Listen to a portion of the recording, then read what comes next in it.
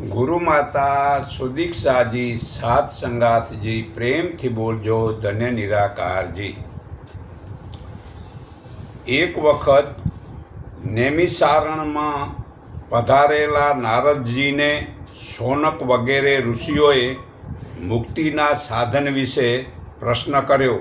તેના ઉત્તરમાં નારદજીએ કહ્યું કે બ્રહ્મચાર્ય, ગૃહસ્થ અને વાનપ્રસ્થાવ આશ્રમનું પાલન કરીને છેવટે સંન્યાસી બની ધ્યાન વડે દેહનો ત્યાગ કરવાથી મુક્તિ મળે છે।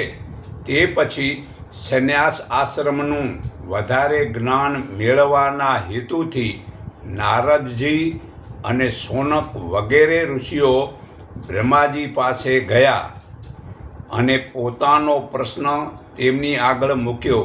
ત્યારે તેમણે ઉત્તર આપ્યો કે કોઈ પણ આશ્રમમાં હોય તો પણ જ્યારે મનમાં દ્રઢ વૈરાગ ઉત્પાદન થાય ત્યારે સંન્યાસ લઈ શકાય છે, પરંતુ સંન્યાસ બધા લઈ શકતા નથી। એક આંધળો, બીજો મૂગો, ત્રીજો બહેરો, ચોથો દંભી કે જે પાપી હોય વગેરે કેટલાક સંન્યાસના અધિકારી જ નથી, પરંતુ તેઓ પણ મરણનો વખત પાસે આવતા અંતર સંન્યાસ લઈ શકે છે। જો ખરો વૈરાગ ઉત્પાદન થયો હોય તો જ સંન્યાસ લેવો, નહીં તો ગૃહસ્થાશ્રમમાં જ રહેવું। જ્યારે સંસાર અસાર લાગે, જે આમ મોળો લાગે, આમ અસાર એટલે મોળો લાગે, ત્યારે સંન્યાસ લેવો। જેના હૃદયમાં વૈરાગ ઉત્પાદન થયો છે અને જે કર્મને પ્રવૃત્તિ રૂપ અને જ્ઞાનને નિવૃત્તિ રૂપ ગણે છે તે સંન્યાસ લઈ શકે છે। પરમાત્મા પ્રેમવાળો, બધી જ ઈચ્છાઓથી રહિત, માન અને અપમાનને સરખા ગણનારો, હું જ પરમપિતા પરમાત્મા છું એવું દ્રઢ નિશ્ચયવાળો અને શાંતિ, પવિત્રતા, સત્ય, સંતોષ, સરળતા અને દંભ રહિતપણું વગેરે ગુણોવાળો જ સર્વ પ્રાણીઓ તરફ વેર ઈચ્છા ન રાખનાર, ધીરજ, ક્ષમા, ઇન્દ્રિયોને વશમાં રાખનાર વગેરે ધર્મોનો અનુસરણ કરનાર જ સુખ દુઃખને સમાન ગણનારો જ સંન્યાસી થઈ શકે છે। કુટુંબથી, સ્ત્રીથી, પુત્રથી, યજ્ઞ ક્રિયા છોડી દેવાથી ને જનોઈ વગેરે છોડી દેવાથી, જે કર્મકાંડ વગેરે છોડી દેવાથી સર્વેનો સંન્યાસીએ ત્યાગ કરવો। તેમજ કામ, ક્રોધ, લોભ વગેરે અંદરના શત્રુનો પણ તેણે ત્યાગ કરવો। તેણે વેર ઈર્ષાને છોડી દેવા, તેમજ પથ્થર, માટી અને સોનાને સરખા ગણવા અને ઇન્દ્રિયોને તેઓના વિષયોમાંથી પાછી ખેંચી લેવી, કારણ કે કામ ભોગવવાથી કામનાની તૃપ્તિ કદી થતી નથી, પણ ઉલટીએ જેમ ઘી હોમતા અગ્નિ વધે તેમ તે વધે છે। તો જોઈને, સાંભળીને, સૂંઘીને, ભોગવીને પણ જે મનુષ્ય હર્ષ કે શોક પામતો નથી તે જીતેન્દ્ર કહેવાય છે। પણ વળી બીજી રીતે એક ઘડાની અંદર એક છિદ્ર હોય તો એમાં પાણી બધું નીકળી જાય, તેમાં આ આત્માની એક ઇન્દ્રિય જો ખુલ્લી હોય તો આમાં આત્માનું જ્ઞાન નીકળી જાય છે।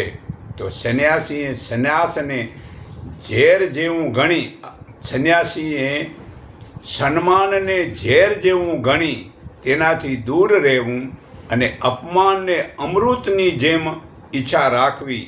જ્યાં સુધી આ શરીર છે ત્યાં સુધી કોઈની પણ સાથે વેર રાખવું નહીં। કોઈ ચીડાય તો સામો ગુસ્સો ન કરતાં તેનું ભલું ઈચ્છવું અને નર્મવાણી બોલવી। આ શરીર અનેક દોષોથી ભરેલું છે, માટે તેમાં પ્રીતિ રાખવી નહીં। દેહ હું છું એવી આસક્તિ બહુ જ ખરાબ છે. માટે કોઈ પણ ઉપાય વડે તેને છોડી દેવી. સંન્યાસી એકલા ફરવું અને ભીખ માગી શરીર ટકાવી રાખવા જેટલું જ અન્ન મેળવવું. ચોમાસાના 4 મહિના સિવાય તેણે એક ઠકાણે સ્થિર રહેવું નહીં. ચોમાસાના 4 મહિના એક ઠકાણે સ્થિર રહેવું, પણ બાકીના 8 મહિના મતલબ આમ ફરતો જ રહેવું, એવું કહેવાનું થાય. તો મન, વાણી અને શરીરને સંયમમાં રાખી પરમાત્મા નિરાકારનું આમ ચિંતન કરતા રહેવું. મરણ અને જીવન એ બંને તરફ સરખામ બની રહેવું અને હંમેશા મરણને માટે તૈયાર રહેવું. ગમતા અણગમતાની કલ્પના છોડી દેવી. જે હિતકાર, સત્ય અને થોડું બોલે છે તે મૂગો કહેવાય છે. જો આમ સાચું જો જ્ઞાન છે ને તમે બોલો નહીં કે આમ વિદ્યા વડે કે સમજાવો નહીં, તો આનું કહેવાનું એમ થાય તે મૂગો કહેવાય છે. તરતની જન્મેલી બાલિકા, 16 વર્ષની નવજુવાન અને 100 વર્ષની ડોશી જોઈને જેનામાં વિકાર ઉત્પાદન થતો નથી તે નપુંસક કહેવાય છે. ભિક્ષા અથવા મળમૂત્રને માટે જવું પડે તે સિવાય જે રોજ 1 યોજન કરતાં વધુ પ્રયાસ કરતો નથી તે પાંગળો કહેવાય છે. એટલે 1 યોજન એટલે 4 ગાઉ થાય ને 1 ગાઉનો 2.5 કિલોમીટર થાય. એવા 4 2.5 કિલોમીટર મલાવીને 3 ગાઉ અને ઉપા 4 બીજા એટલે 7 ગાઉ. એ તો મતલબ કે મળમૂત્ર સિવાયના મતલબ કે 7 કિલોમીટર રોજ હાલવું ને જો ના હાલે તો પગ છે છતાં પાગળો કહેવાય, એવું કહેવામાં આવે છે.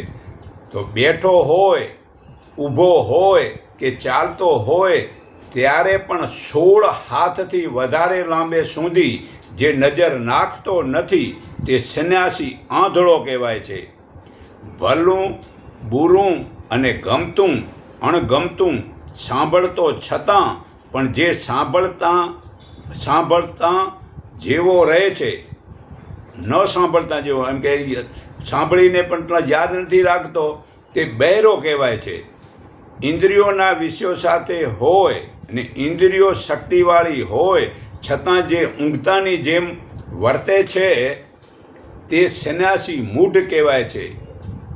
નાટક, જુગાર, સ્ત્રીમાં આસક્તિ રાખનાર પુરુષ, બીજાનો ખોરાક ખાવો, બીજાનું ખાધેલું ખાવું, રાંધેલું ખાવું અને રસલા સ્ત્રીએ જોયેલું, એ 6ને સંન્યાસી કદી પણ જોવા નહીં.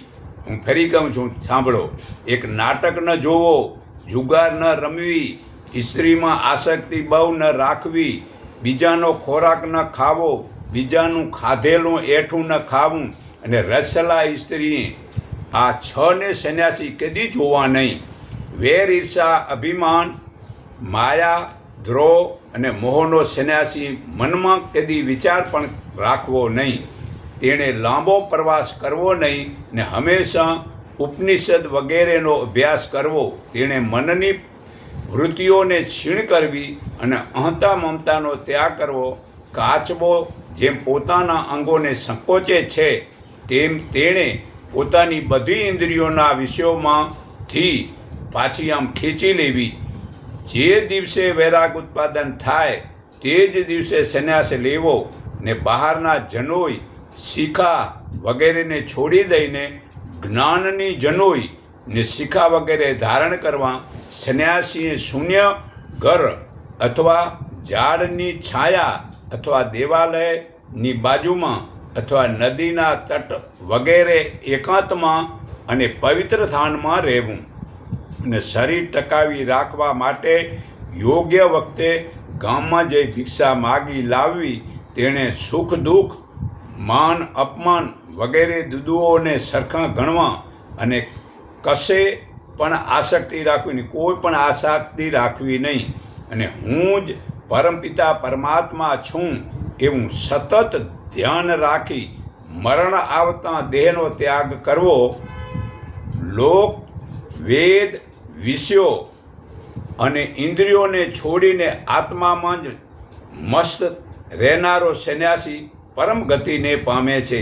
સંન્યાસી પોતાના નામ, ગોત્ર, દેશ, અભ્યાસ, કુળ, ઉંમર વગેરે કોઈને જણાવવા નહીં.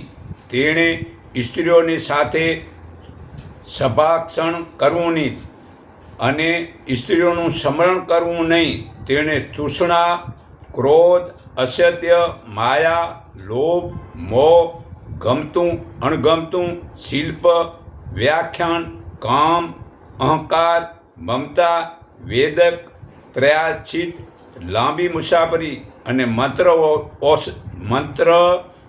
ઔષધિ વગેરેના પ્રયોગને છોડી દેવા, તેમજ આવો, આવજો, બેસો વગેરે સંન્યાસના શબ્દો મિત્રને પણ કહેવા નહીં.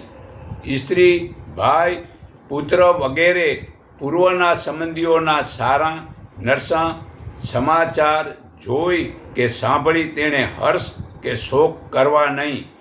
અહીંયા અહિંસા, સત્ય, અસત્ય, ચોરીથી દૂર રહેવું, બ્રહ્મચાર્ય, અપરિગ્રહ, દાન દક્ષિણા ન સ્વીકારવી, ઉદારતા રહિતપણું, દીનતાનો અભાવ, પ્રસન્નતા, સ્થિરતા, સરળતા, આસક્તિનો અભાવ, ગુરુ સેવા, શ્રદ્ધા, ક્ષમા અને મન અને ઇન્દ્રિયો પરનો અંકુશ, સુખ દુઃખ પ્રત્યે બેદરકારી, ધીરજ, મધુરતા, સહનશીલતા, કરુણા, વિનય, જ્ઞાન, વિજ્ઞાન, યોગ અને અલ્પ આહાર એ જ યતિનો સધર્મ છે.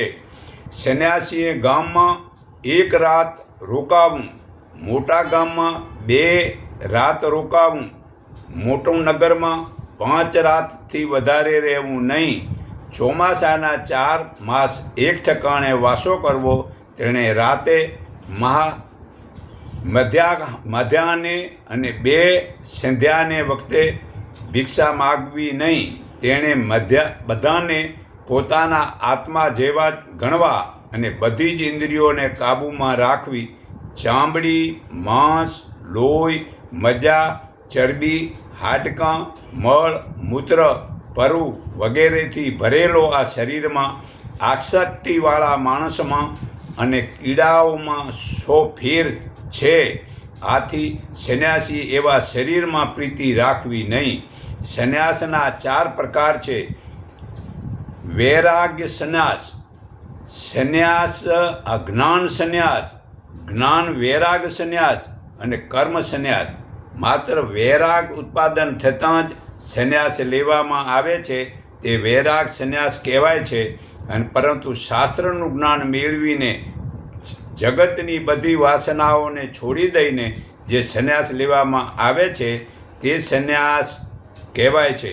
બધું જાણીને અને બધું અનુભવીને જ્ઞાન અને વૈરાગ બંને ઉત્પાદન થવા બાદ માત્ર આત્માના જ અનુસાધનને માટે જ સંન્યાસ લેવામાં આવે છે તે જ્ઞાન વૈરાગ સંન્યાસ કહેવાય છે. અને બ્રહ્મચાર્ય, ગૃહસ્થ અને વાનપ્રસાદ આશ્રમોથી કર્મશ પસાર થવા બાદ જે સંન્યાસ લેવામાં આવે છે તે કર્મ સંન્યાસ કહેવાય છે. બ્રહ્મચાર્ય આશ્રમથી સીધો સંન્યાસ આશ્રમનો સ્વીકાર પણ વૈરાગ સંન્યાસ કહેવાય છે. જ્ઞાન સંન્યાસને વિદ્વાનોએ સંન્યાસ કહેલો છે અને કર્મ સંન્યાસને વિધિવાસ સંન્યાસ કહેવામાં આવે છે. તો જુદા જુદા નિયમોને કારણે ને બહારના ચિહ્નોને લઈને સંન્યાસીના 6 પ્રકાર છે. એક કુટીચર, બીજો બહુદક, ત્રીજો હંસ, ચોથો પરમહંસ, પાંચમો તુર્યાતીત ને છઠ્ઠો અવધૂત. તે સંન્યાસી હંમેશા આત્માના અનુસાધનમાં ચિત્ત પરોવવું એ સ્વરૂપાવાન દાન સિવાય બીજો શાસ્ત્રનો અભ્યાસ નકામો છે. સંન્યાસીએ બાળક, ઉન્મત્ત એટલે પાગલ અથવા પિશાચની જેમ રહેવું અને જીવન મરણ પ્રત્યે બેદરકાર બનવું, દંડ રાખવાથી કે માથું મૂંડાવાથી કે બહારનો સંન્યાસી વેશ ધારણ કરવાથી મુક્તિ મળતી નથી, પણ જ્ઞાન વડે જ મુક્તિ મળે છે.